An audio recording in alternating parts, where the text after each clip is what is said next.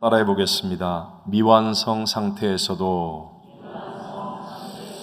하나님을 신뢰하면 이긴다. 우리의 신앙 생활에서 반드시 지나야 하는 과정이 중생과 성화라는 과정입니다.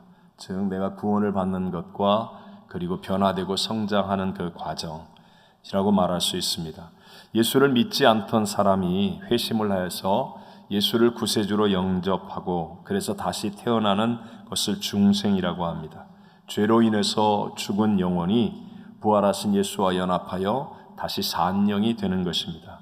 성화는 중생의 경험을 하고 난 후에 영적으로 보이지 않지만 내 육신의 눈으로 보이지 않고 내 육신의 귀로는 직접 소리가 들리지 않고 또 만질 수 없지만 영적으로 자라나며 거룩하게 변화 성장하는 것을 성화라고 말합니다. 성도의 전 인격적인 삶이 이전의 죄에 대해서 죽고 그리고 하나님의 말씀에 의에 대하여 자꾸만 살아나는 것입니다. 중생은 구원의 과거적 은혜라고 한다면 성화는 구원의 현재적 은혜입니다. 중생은 순간적으로도 일어나는 구원의 사건이라고 한다면 성화는 성도의 전 생애를 걸쳐서 지속적으로 일어나는 사건입니다. 저는 오늘 미완성 상태에서도 하나님을 신뢰하면 이긴다라는 제목으로 하나님께서 이 시대를 살고 있는 저와 여러분에게 주시는 두 가지 은혜를 함께 나누고자 합니다. 첫 번째, 어떤 사람이든지 누구든지 예수님을 믿으면, 누구를 믿으면? 예수님을 믿으면 죽었던 영이 거듭나서 구원받는 하나님의 자녀가 됩니다.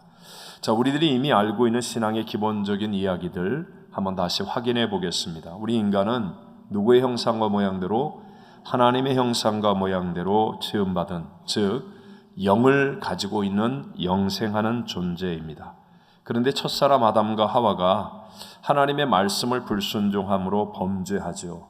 그래서 영은 즉시로 죽었고 이제 남은 우리의 육체의 호흡이 끝나면 이 죽은 영은 영원히 지옥에 던져질 사망의 종으로 사는 절망적 존재가 되어지고 말았습니다. 그러나 사랑이신 하나님께서는 이와 같은 인간도 구원하시기를 원하셔서 죄도 없고 흠도 없으신 독생자 예수님, 창조주 하나님이신 예수님을 이 땅에 구세주로 보내셔서 십자가에서 저와 여러분의 죄값 사망을 대신 페이해 주시고 지불하시고 죽게 하셨습니다. 예수님 십자가에서 하나님의 원대로 죄값 사망을 대신 지불하시고 죽으셨고요. 그리고 죽은 지 사흘 만에 사망의 권세를 이기고 무덤 문을 여시고 부활 승리하셨습니다. 그래서 그 예수님을 믿으면 우리의 죄값을 대신 지불하여 죽으셨고 부활하신 예수 그리스도의 영이 나의 죽은 영과 연합하게 됩니다. 이게 영적인 일이기 때문에 내 육신의 눈으로 안 보이고 귀로 직접 들리지 않고 손으로 만질 수 없지만 그로 말미암아 나의 죽은 영이 거듭나 중생하는 거죠. 다시 태어난 것입니다. 그래서 우리가 육신의 호흡이 끝난다 할지라도 지금 죽는다 할지라도 내 영이 거듭나 산 영이 되었기 때문에 우리는 천국 가는 하나님의 자녀가 된 줄로 믿습니다. 에베소 2장 1절로 5절의 말씀을 같이 읽어보겠습니다. 그는 허물과 죄로 죽었던 너희를 살리셨도다. 그때의 너희는 그 가운데서 행하여 이 세상 풍조를 따르고 공중의 권세 잡은 자를 따랐으니 곧 지금 불순종의 아들들 가운데서 역사하는 영이라. 전에는 우리도 다 그 가운데서 우리 육체의 욕심을 따라 지내며 육체와 마음에 원하는 것을 하여 다른 이들과 같이 본질상 진노의 자녀이었더니 긍휼이 풍성하신 하나님이 우리를 사랑하신 그 큰 사랑을 인하여 허물로 죽은 우리를 그리스도와 함께 살리셨고 너희는 은혜로 구원을 받은 것이라. 아멘. 이렇게 영이 거듭나는 구원은요, 내 노력과 공로로 이루어지는 게 아닙니다. 마치 수술 때 그냥 전신 마취를 하고 드러누워있었던 내가 의사의 도움으로 어깨 수술을 다 완전히 치료받은 것처럼 예수님께서 십자가에서 다 이뤘다 하심으로 하나님께서 만세전에 계획하심을 따라 우리에게 베풀어 주신 값없는 은혜로 이루어진 것인 줄로 믿습니다. 근데 문제는요, 아담과 하와 이후에 하나님과의 관계가 단절된 삶, 영이 죽었기 때문에 영이신 하나님과 교통교제하지 못하고 살았던 우리의 인생이 이런 값없는 하나님의 은혜에 익숙하지 않다는 것입니다. 그래서 하나님의 이 은혜보다는 자꾸만 자기 공로 아니면 자기 노력, 자기 의 이런 것을 가지고 하나님 앞에 나가야 한다라는 생각을 우리 스스로 자꾸 하게 되는 것이죠. 이런 이야기와 비슷합니다. 어느 동네에 한 유지되는 분이 몸이 불편해서 이제 집에 파출부 아주머니를 두기로 했습니다. 같은 동네에 사는 그 아주머니는 일주일에 한 번씩 와서 집안 청소를 하고 흐트러진 것들을 정돈해주는 일을 하기로 했습니다. 그런데 파출부 그 아주머니가 오기 전날이면 이분은요, 더러운 집을 보고 그 아주머니가 어떻게 생각하겠느냐 하면서 집안 청소를 대신 하느라고 오히려 파출부 아주머니가 오는 그날이 두려운 날이 되고 말았다는 것입니다. 이것과 비슷한 논리입니다. 하나님을 모시기 위해서는 우리가 마치 무슨 공로가 있어야 되고 업적이 있어야 된다고 생각하는 그런 마음을 우리가 갖는 거예요. 그 대표적인 사람들이 예수님 당시의 바리새인들이었습니다. 그런 바리새인들의 입장에서 보기에 예수님이 오셔서 하신 일은 전부 다 잘못된 일처럼 보입니다. 예수님은 도무지 가서는 안 될 거룩하지 않은 곳을 찾아가셨고 만나거나 함께 해서는 안 될 거룩하지 못한 사람들과도 함께 하시며 같이 밥을 먹고 아무 사람이나 하나님의 나라로 불러들이셨습니다. 예수님이 구원의 자리로 불러준 사람들은 바리새인들처럼 어느 정도의 수준에 올라간 사람들도 아니고 유명한 종교 클럽 회원들도 아닌 평소에 도무지 함께 할 수 없는 세리와 창기 죄인들에게 예수님께서는 문을 활짝 열어주신 것입니다.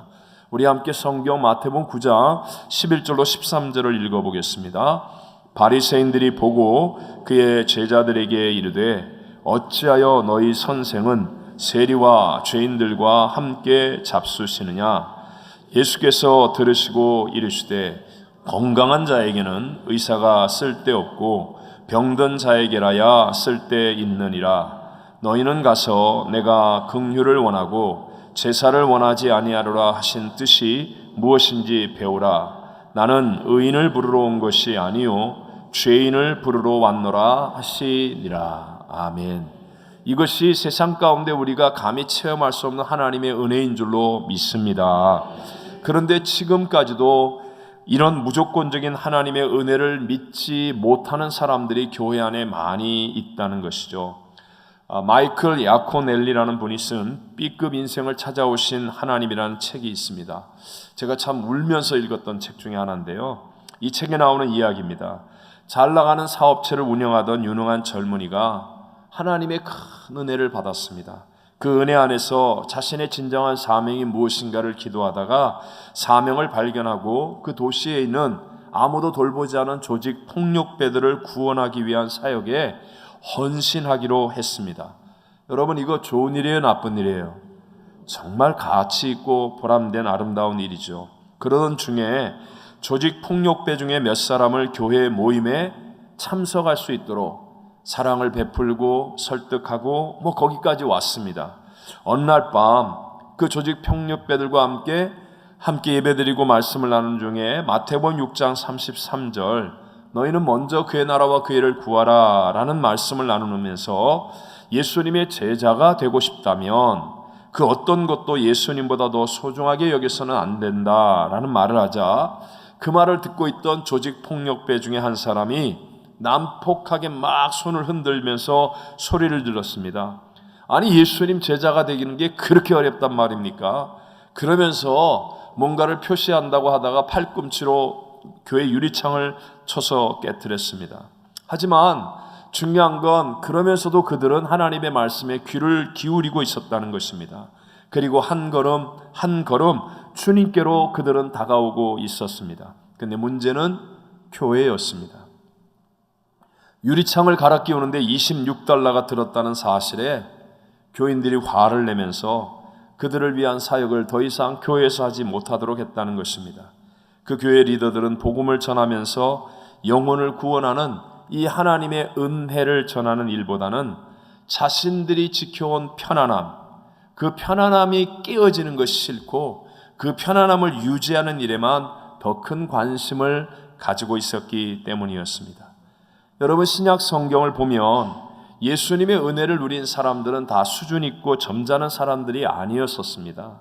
오히려 예수님이 계신 남의 집에 지붕을 뜯어내는 몰지각한 사람들, 예수님의 주의를 끌기 위해 주변은 아랑곳 없이 조용히 하라고 소리치는데도 불구하고 더 크게 소리를 지르는 사람, 예수님의 식사 시간에 매너 없이 뛰어드는 사람, 무리하게 예의 없이 매달려 필사적으로 간청하는 사람들이었습니다. 중요한 것은요, 어떤 종류의 사람이건 주님께 은혜를 구하는 사람들은 누구에게? 주님께. 무엇을? 은혜를. 주님께 은혜를 구하는 사람들은 단 한 사람의 예외도 없이 다 하나님의 은혜를 체험했고, 심지어는 자신의 죄로 십자가에 죽어야 했던 예수님 우편에 매달렸던 우편 강도조차도 그날 밤에 낙원에 가는 구원의 은혜를 누리게 된 줄로 믿습니다.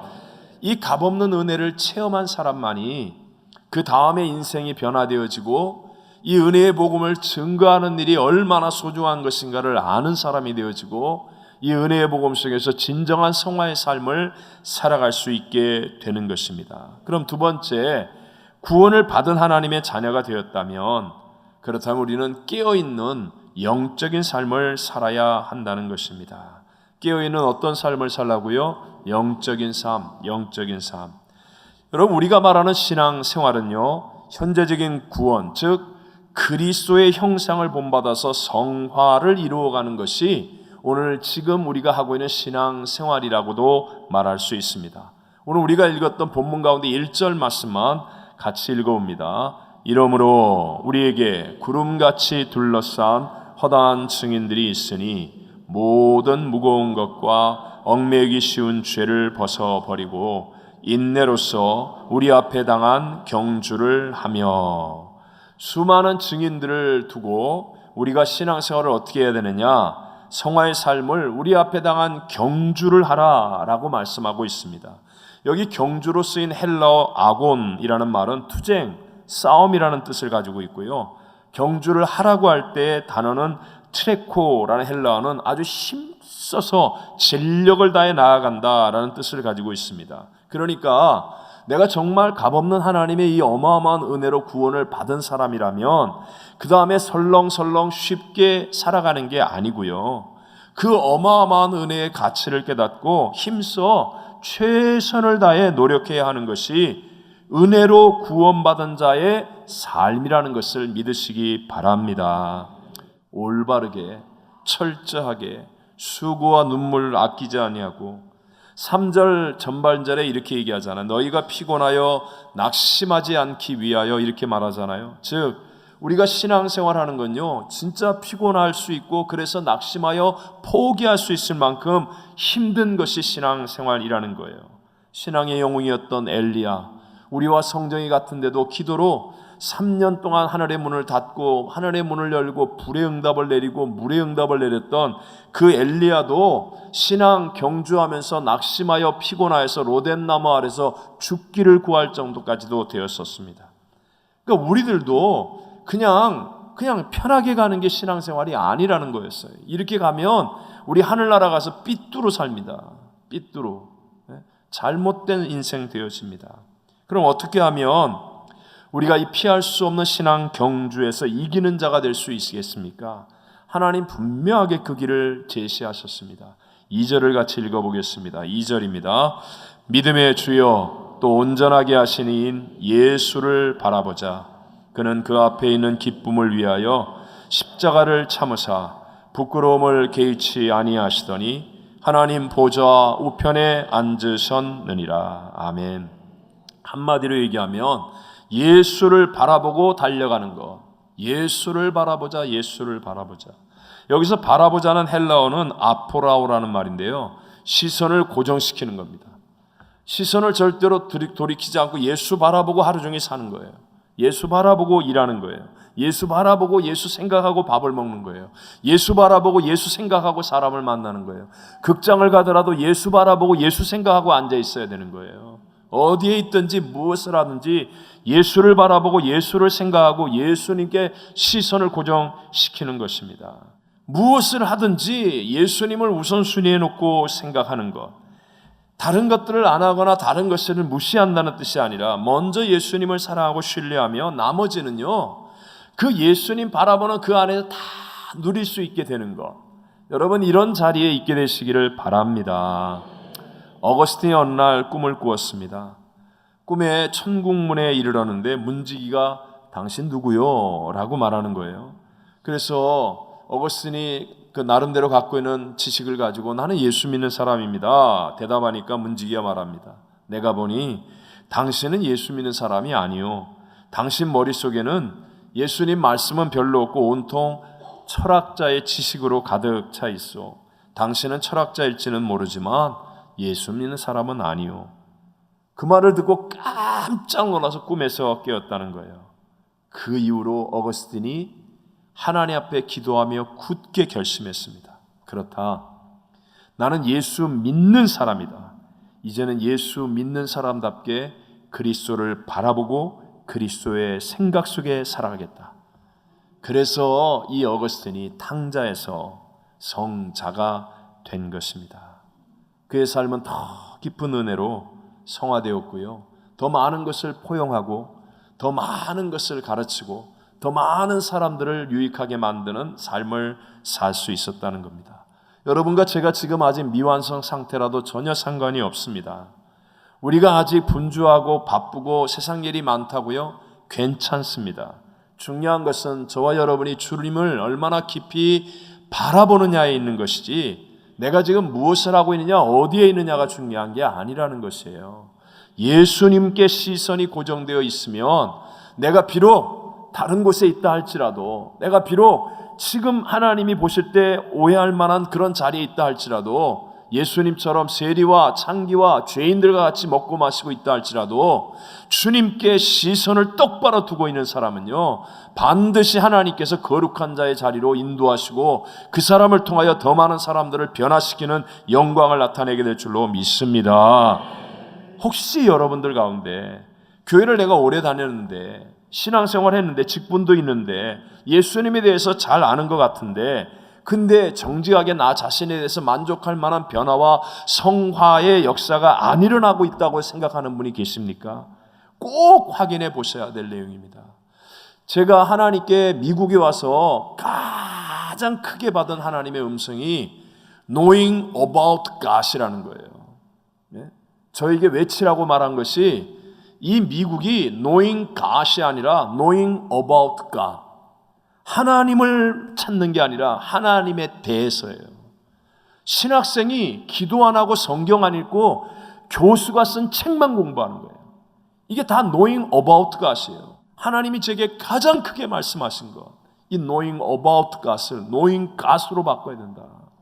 하나님을 알려고 하지 않고 하나님을 만나지 않고요, 예수님께 시선을 고정하지 않으면, 그래서 다른 생각이 더 예수님 생각보다 우리의 앞에 있으면, 우리가 아무리 교회를 오래 다녀도요, 아무리 교회 직분이 있고 업적이 있어도요, 하나님의 생명 있는 역사는 누려질 수가 없다라는 것입니다.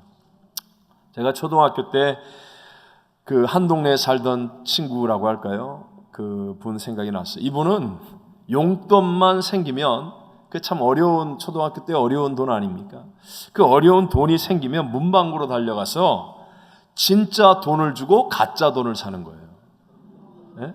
그 옛날에 그런 거 보셨습니까? 가짜 돈. 그래갖고 저한테 그러는 거, 자기 뭐 예를 들어 1,000원 주고 자기 10,000원 생겼다는, 10,000원, 10,000원 생겼다.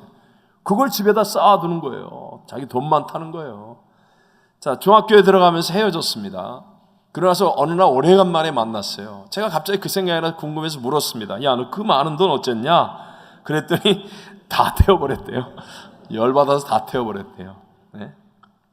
여러분, 이런 초등학생 같은 유치함은 아니지만 세상을 향한 관심, 사람들을 향한 욕망이 크면 교회를 다니는데도 불구하고, 신앙생활을 한다고 하는데도 불구하고 결국 이렇게 되는 거예요. 헛된 삶을 사는 거예요.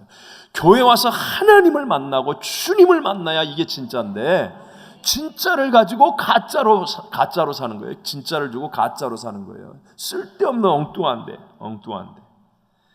그럼 어떻게 하면 2000년 전 예수가 내 생각에 가득하고 내가 그 예수님께 시선을 고정하는 삶을 살아갈 수 있습니까? 두 가지 팁을 기억하십시오. 첫 번째가 말씀을 통해서입니다. 무엇을 통해서? 말씀을 통해서.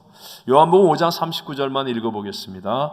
너희가 성경에서 영생을 얻는 줄 생각하고 성경을 연구하거니와 이 성경이 곧 내게 대하여 증언하는 것이니라. 아멘. 그래서 성경을 자꾸 읽고 듣고 묵상하면 천하 없는 어떤 사람도요, 이 마음속에 예수가 생각나게 되어 있습니다. 저도 참 울퉁불퉁했던 사람입니다. 교회에 대해서 부정적인 생각이 많았고요, 불평도 많았고요, 예수 믿는 것들 막 이러면서요, 속으로 막 그냥 막 분노와 화를 품고 있었던 사람입니다. 왜냐하면 제가 어렸을 때 다녔던 교회가 그 리더들의 싸움박질로 인하여서 사라져 버렸거든요. 너무너무 어렸을 때 그게 상처가 되었어요. 그래서 저 교회 목사님, 장로님 뭐 이런 어렸을 때 마음에 이 부정적인 생각이 가득했어요.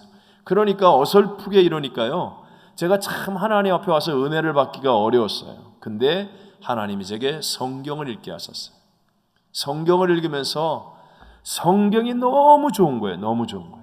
성경을 읽다 보니까 나는 노력하지 않았어요. 그런데도 불구하고 제 마음과 내 생각 속에 그냥 예수가 가득 채워지는 거예요. 예수로. 그래서 결국은 사명자의 길을 갈 수 있게 해 주시더라는 것입니다. 둘째가 성령의 충만함으로 예수를 생각할 수 있습니다. 무엇으로요? 성령의 충만함으로. 요한복음 14장 26절만 읽어보겠습니다. 보혜사 곧 아버지께서 내 이름으로 보내실 성령, 그가 너희에게 모든 것을 가르치고 내가 너희에게 말한 모든 것을 생각나게 하리라. 아멘. 예수님이 하신 것들을 생각나게 하는 분이 성령님이세요. D.L. 무디, 미국을 타락에서 건져냈던 이 D.L. 무디가 했던 유명한 예화이죠. 컵 안에 더러운 공기가 가득 있는데 이 컵 안의 공기를 어떻게 없애겠습니까? 라고 회중에게 물었습니다. 뭐 씻어야 합니다. 뭐 여러 가지 얘기를 하지만 주전자를 가지고 컵에다가 물을 부었습니다. 물로 가득 채우면 됩니다. 라는 것이 그의 답이었습니다. 마찬가지로 저와 여러분이 어떻게 세상 유혹과 내 안에서부터 솟아나는 헛된 망상을 이깁니까? 내가 성령으로 충만해지면요, 신기하게도 그 헛된 것들이 사라지고 거룩한 꿈과 비전으로 채워지게 될 줄로 믿습니다.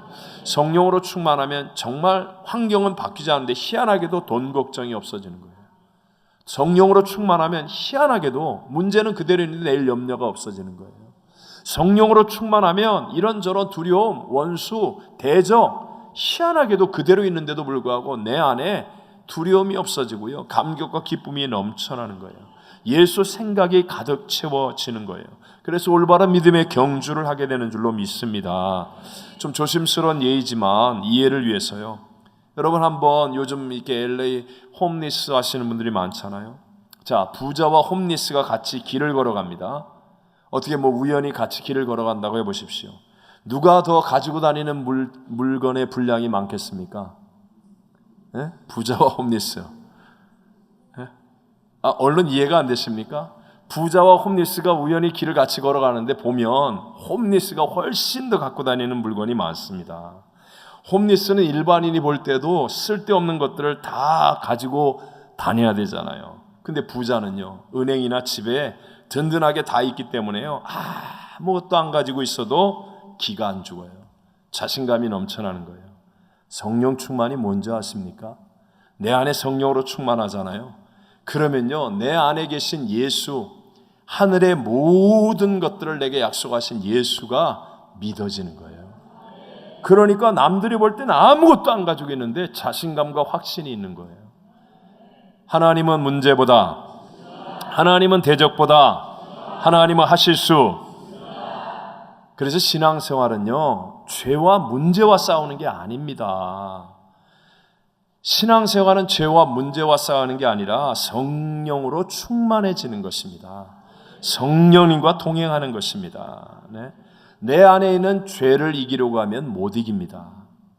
절대로 못 이깁니다.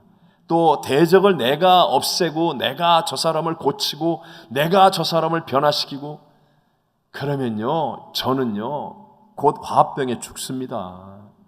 이 어려운 이야기를 이해하시겠습니까?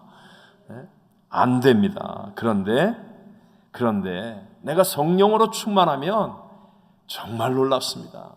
너무너무 감사하고 정말 사랑이 넘쳐나고 기쁘고요 감격스럽고요, 하나님이 하시는 일들이 결국 나중에는 다 보여지는 위대한 변화와 성화를 누리게 될 줄로 믿습니다. 그래서 기도하는 사람이 결국 이기는 겁니다. 기도하지 않으면 내 눈으로 보는 것은 조금 이룰 수 있을지 모르지만 이 성령의 역사가 없기 때문에 하나님 수준의 변화는 안 일어납니다. 그래서 신앙을 늘 자기 수준에만 머물러 있게 만들 수밖에 없는 거예요. 성령으로 충만하는 것은 기도를 통해 이루어지는 것입니다. 오늘도 우리 교회에 주신 기도원 성령 대망이가 여러분을 살리는 길임을 믿으시기 바랍니다. 성령 충만이 예수 충만입니다. 저도 처음 성령 세례에 대해서 순복음교회 가서 얘기를 듣고는 참 반감이 많았습니다. 난 그거 안 해도 내가 얼마든지 신앙생활 잘할 수 있다고 그렇게 오만을 떨었습니다, 속으로. 그런데 성령 세례를 처음 받았을 때요, 정말 한국의 그 사람 많은 버스 안에서도요 방언 기도가 나오는 거예요. 너무 좋아가지고 막 손잡이를 잡고 한 손으로 입을 막고 그리고 막 방언 기도를 하는 거예요. 너무 좋아서 방언 기도를 하는 거예요. 그래서 어쩌다 눈을 떠보니까 그 많은 버스에 내 주변에 사람이 아무도 없어. 내가 이 미친놈인 줄 알고 다 이렇게 피해가지고 도망가 있어요. 진짜 그때는요 십자가만 보면 막 눈물이 쏟아지는 거예요. 지나가다가 십자가만 봐도 눈물이고요. 그래서 그냥 억지로 안 보려고 그러고요. 마음속에 그냥 24시간 예수 생각이고 예수님과 동행하는 그 기쁨과 감격이고요. 진짜 그때는 돌이 날라와도 다 참을 것 같고요. 뭐든지 이길 수 있을 것 같아요. 여러분, 성령으로 충만하면 내 생각을 뛰어넘는 하나님의 놀라운 역전승이, 하나님의 영광이 우리 모두를 통해서 반드시 체험되게 될 줄로 믿습니다. 어떤 사람이든지 누구든지 예수님을 믿으면 죽었던 영이 거듭나서 구원받은 하나님의 자녀가 되는 것입니다. 교회는 그 은혜를 알고 문을 활짝 여는 것이고, 그 은혜를 받았기에 우리가 목숨을 다해서라도 그 복음을 전하기 위해 애를 쓰는 것입니다. 또 구원받은 하나님의 자녀가 되었으면요, 우리는 말씀과 성령 충만으로 깨어있는 성화의 삶을 살아야 합니다. 내가 변화되지 않으면, 여러분 이렇게 계속 굳어지면 우리 정말 하늘나라의 영생의 상급과 영광을 누리지 못합니다. 지금 고생스러워도요, 눈물을 흘려도요, 고쳐야 됩니다. 옛날의 습관을 고쳐야 되고요, 버려야 할 것을 버려야 하고요, 떠나야 할 것을 떠나야 하고요, 순종해야 될 것을 순종해야 되고요. 옛날에는 여러분들이 힘으로 살았으니까 뭐든지 반골기질을 가지고 반대하고 큰소리치고 그래도 폼나게 보일지 모르지만 이제는 아닙니다. 이제는 하나님이 내 주인이 되셨습니다. 이제는요, 그런 기질로 살면 하늘나라의 사람이 안 됩니다. 무슨 일이 있어도 나를 고쳐야 됩니다. 눈물을 흘려도 고쳐야 되고요, 나를 쳐서 십자가에 못 박아서 고쳐야 되고요. 그래서 올바른 영적인 상태, 내가 비록 지금 미완성 상태일지라도 주님을 바라보면 돼요. 주님 바라보면, 그래서 말씀과 성령의 충만함으로 주님 바라봄으로 우리의 삶이 거룩한 성화의 삶으로 변화되는 복을 누리게 되시기를 주의 이름으로 축원합니다.